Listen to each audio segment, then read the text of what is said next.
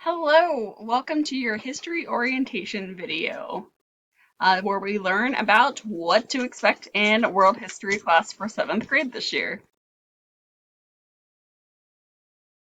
So, as in all classes, learning and success don't come by magic. You can't just like wish it into existence. You do need to put in some effort and you have to put in some work in order to make sure that you are being successful in school.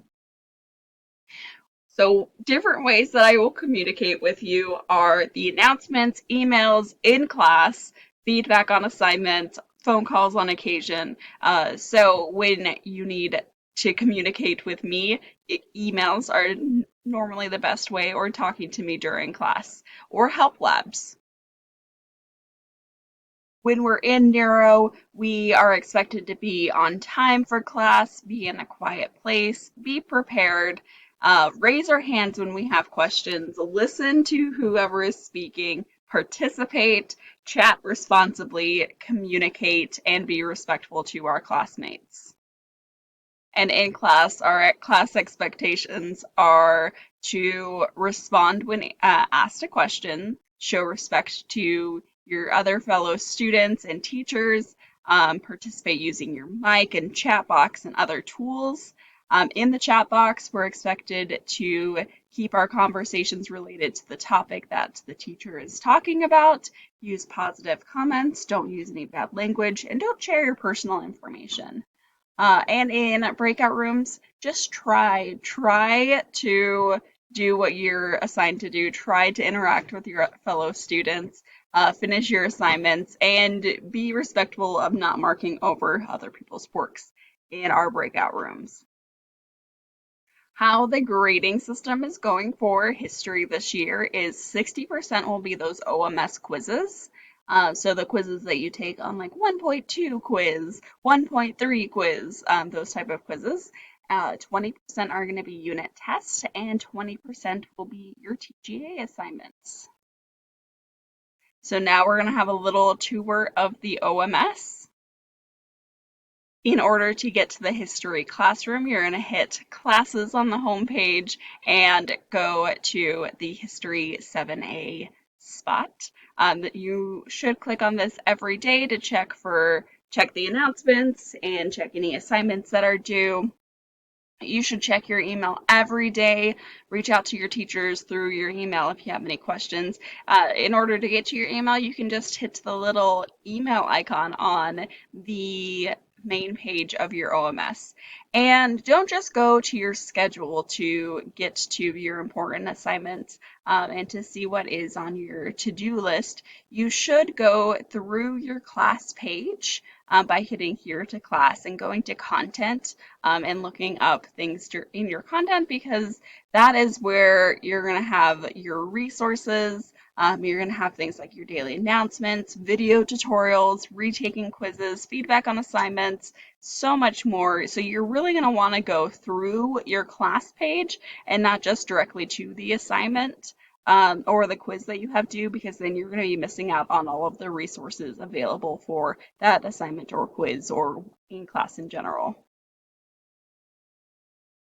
So again, look at the announcements every day. Some different types of announcements are going to be things like week at a glance, things like an, announcements saying that you have a quiz and PowerPoints that are going to be available for it, different instructions for like your TGAs, and there might be video tutorials on here, instructions on how to do it. So the announcements are really a one-stop shop where you can find everything you need to have in order to complete your upcoming assignments.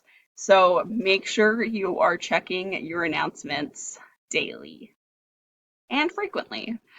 For this year, your upcoming lessons, the new units available, won't be opened until the Monday before it is taught in class.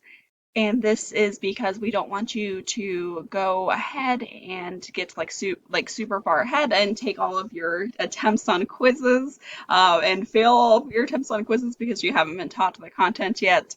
We saw that many times last year, so this year we're just going to open them up when we are opening up when we're about to start a unit. In order to find your textbook, you can go to Content and Course Materials, and then it will be under Human Odyssey Volume 2, and that is where you can find your textbook for this semester. You should have also received a hard copy of it.